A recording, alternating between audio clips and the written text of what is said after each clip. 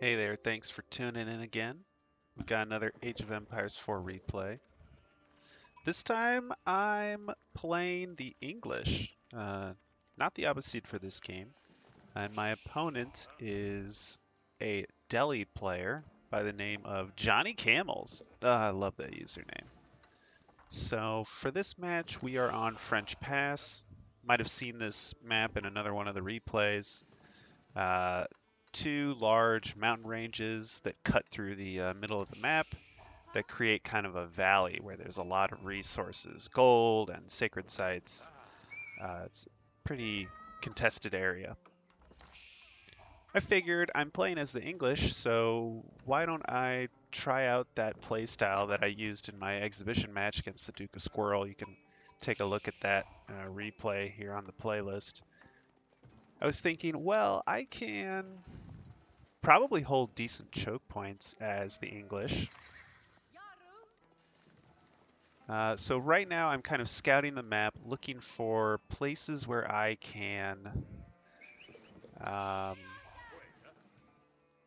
can put up a outpost and defend it. So typically I'm trying to find maybe boar or areas where there's lots of uh, deer, some spot where I can take advantage of some good food sources and then try to defend it. That way, if my opponent were to harass me, that network of castles enhancement triggers. So when he tries to attack, my units nearby have an attack speed upgrade. Going up against Delhi, they typically like to turtle. They'll put up walls and try to defend themselves as much as they can. I figure, okay, let's get out on the map and grab up sheep. If my opponent's just going to turtle, I could put on some pressure. I do have the council hall, which will spit out a lot of longbowmen, and I could throw down a barracks and start producing early man-at-arms. But I wanted to try this play style. I wanted to see if I could try out this whole forward hunting camp with outposts kind of style, where you slowly take advantage of spaces across the map. Now, I think perhaps I could have gotten a little greedier with my forward base play. I figured I could easily take these hunting camps, these deer clusters, forward here, but maybe I should have gone for this boar even further up, because if I can defend here, I've cut my opponent off from that inside track of the map.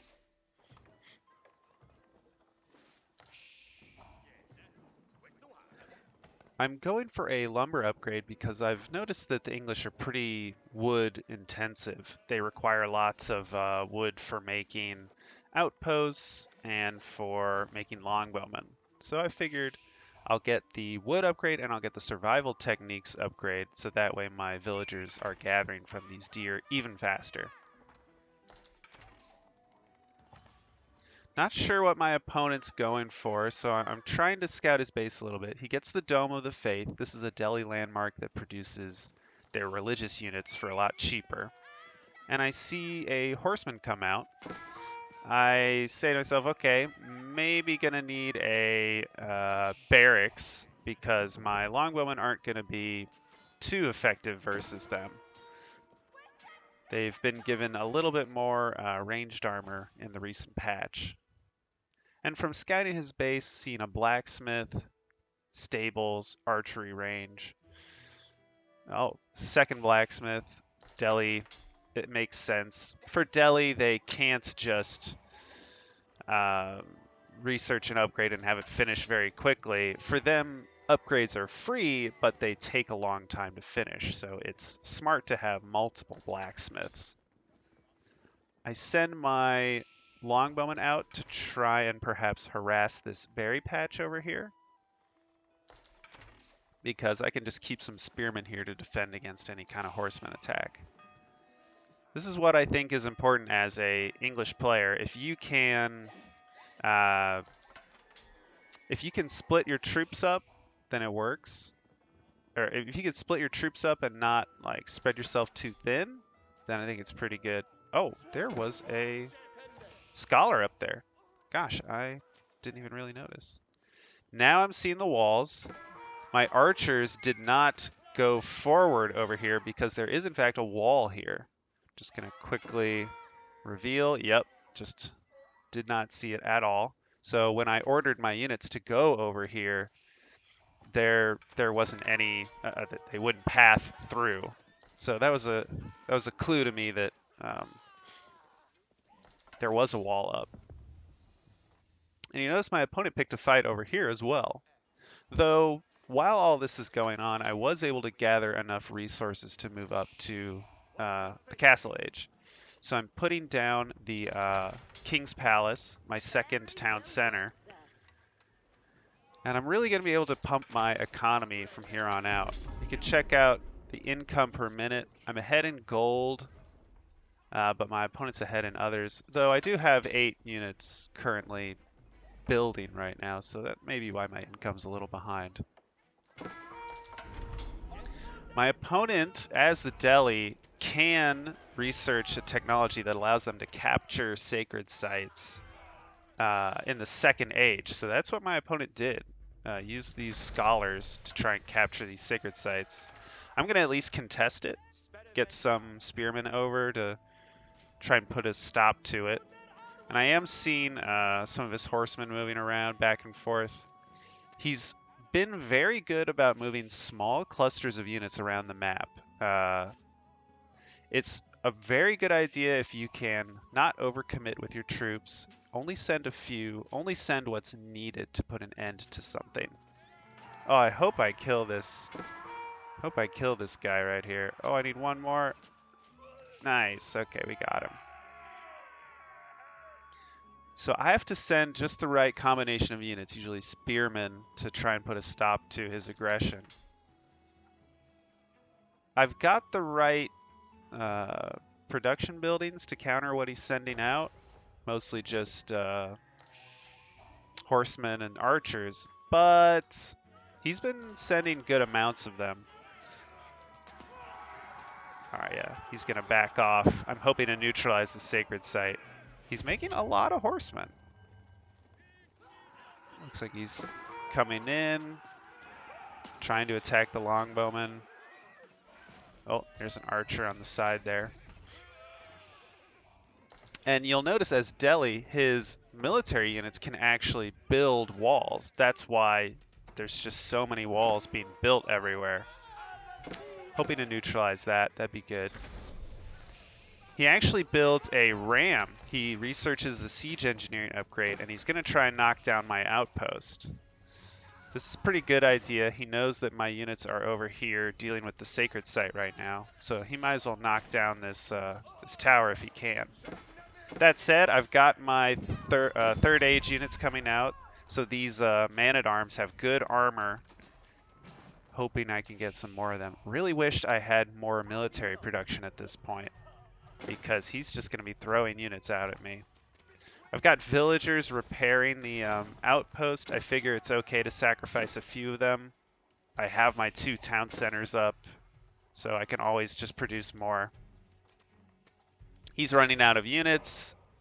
I figure now we can burn down the ram. Maybe should have sent these villagers to burn down the ram. But looks like instead I send a man-at-arms forward to try and burn it down.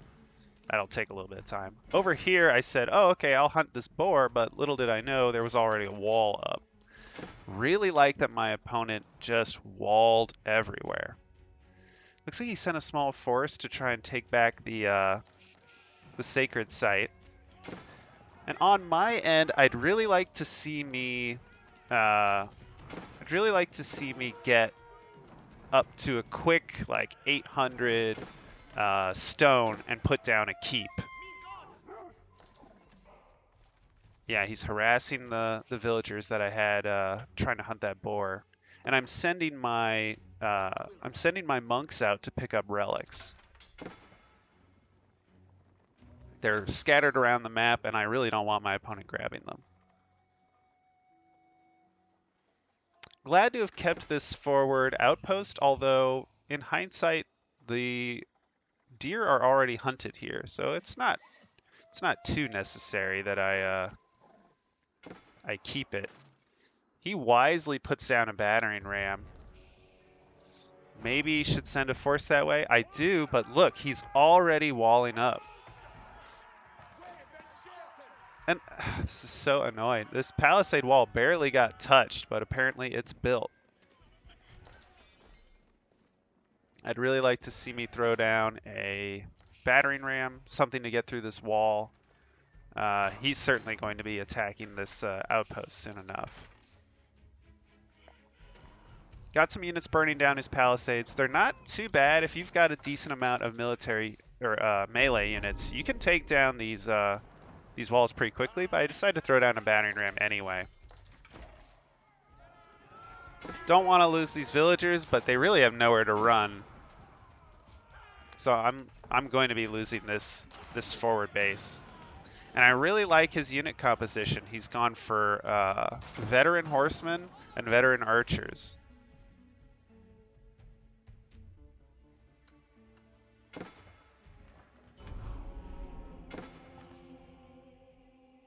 I've broken through on this side, but I've kind of lost control over here, which is unfortunate.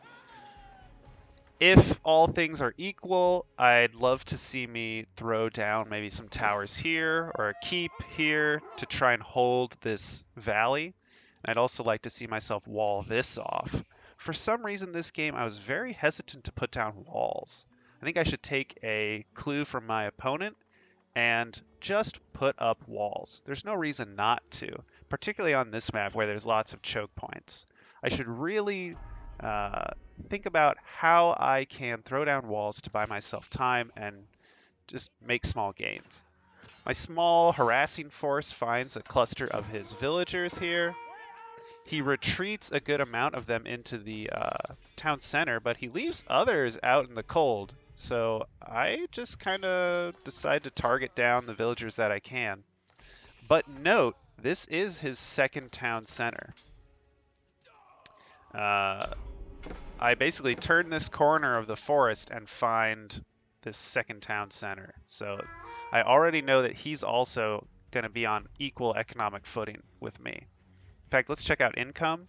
I'm ahead in food. He's ahead in lumber. Fairly even on gold, although he's a little bit ahead. And we're starting to equalize on stone as well. So it's definitely starting to... there's definitely starting to be a competition here. You'll notice he's even got a scholar with a relic. He's picking them up as well. He's coming forward with his lancers. Really need to upgrade these spearmen to the next level. Right now, I think yeah, I really need that upgrade to veteran. Looks like I just started it.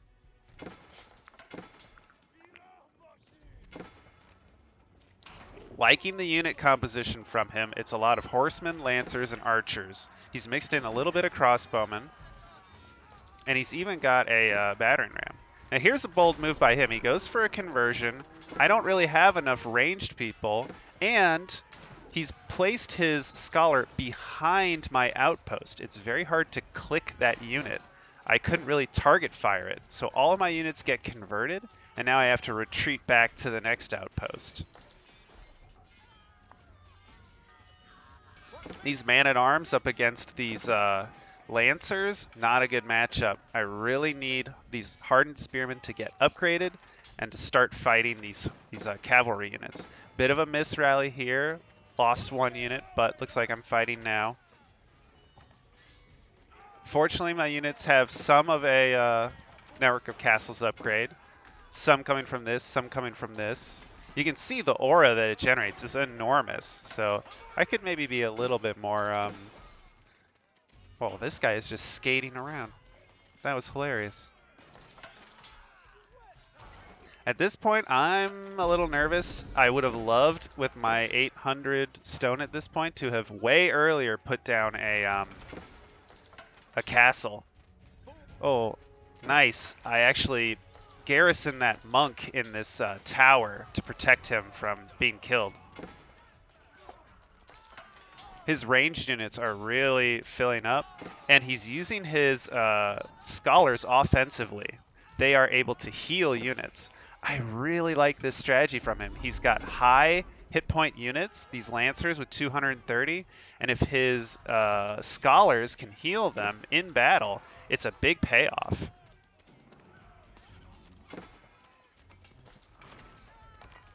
He's secured that other sacred site, and he's looking to secure this one as well. I'm trying to rally units forward, but it's just not really working out.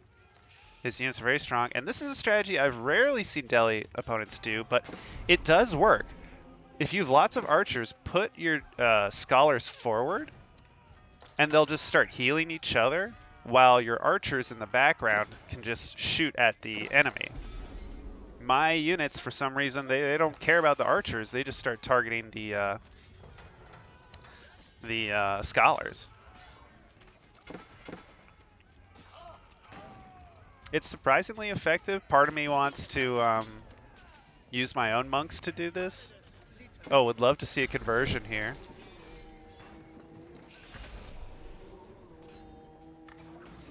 He converts another 3 of my units, and it looks like he's also been able to produce a mangonel. I'm not feeling good about this. I'm mostly panicking at this point. That was a good mangonel shot. Hit several of my villagers on the back end here. I'm going to reveal the full map because I want to learn a little bit more about my opponent here. Looking like... Oh wow, a whopping 3 blacksmiths. My opponent really going for upgrades. Built lots of keep, well, a keep right here. Interesting. Not a forward keep, just a keep to defend the base. And look at all the walls. Really great use of the walls here. And he's being really good about cycling his scholars back to tuck those relics away. In terms of the relic game, it looks like I'm at 2, going up to 3. He was able to get 2. Let's see what else. Looks like he's got decent resource collection. Yeah, he's moving on to gathering food a bit more forward. He can start grabbing up all this gold. In fact, he already is. He's likely doing very well on the upgrades. Yeah, he has a lot of buildings for producing or for doing upgrades. So he's just relying on them. Notice he has scholars garrisoned in his military production buildings, so that allows them to produce them a lot faster. His economy is a little bit imbalanced here. He's got a ton of wood and gold, but he's having difficulty with food. He really needs to convert over to farms. That or get to work on these berry bushes that he has. I'm still trying to hold off this giant siege that's taking place, and not doing too well. Able to get some mangonels with my siege workshops back here. It's likely going to turn into a Springald battle in the near future. In fact, I wouldn't be surprised if at this siege workshop we start to see them come out.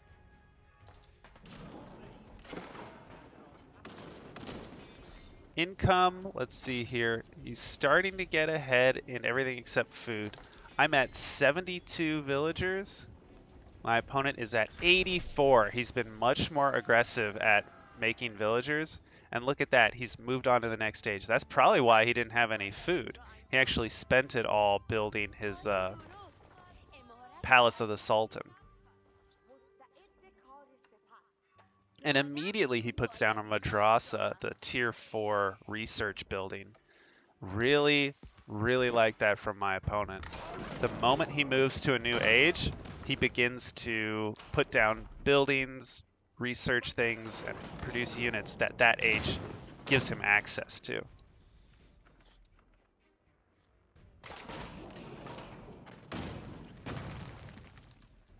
Oh wow, yeah, his keeps are producing villagers. I forgot about that.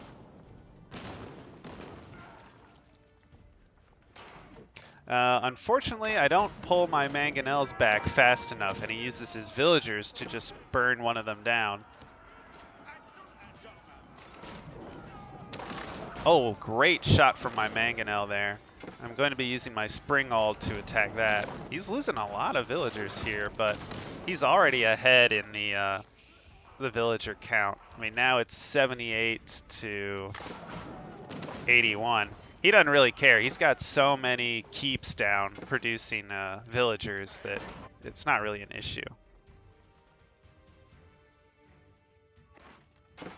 I'm building another keep up here. If this keep had been there ages ago, this would have been a great play, but it just feels a little too late. Even though I'm able to complete this keep, I realize that I don't have any gold income. I basically have just what's coming from my monastery. The relics there are generating gold, but that caps me at 300 gold per minute. So I say to myself, okay, I have to get through this keep if I want to get access to all this gold on the map. Alternatively, I maybe could have come around and attacked this palisade wall, but I was so focused on this and I needed to get this sacred site destroyed. So I've got my trebuchet firing. I'm trying to burn it down, although there's villagers on the backside that I need to destroy because they are actually repairing the keep. I noticed that a little too late, and sadly I'm unable to really do anything about it. The field repairs are insane. Those 6 villagers are completely repairing this castle that was, I mean, it was on fire. We were almost at the end. I think at this point I GG my opponent and say, hey, I'm just out of gold. I've got 3 minutes until you win from the sacred victory, from controlling the sacred sites, so I duck out. Overall, it was a really fun game. Still trying to figure out how to play as the English. And I think if I had maybe taken a little bit more advantage of the map and gotten a better unit composition, might have had a better chance against him. But overall, I enjoyed it. Hope to see you again for the next one.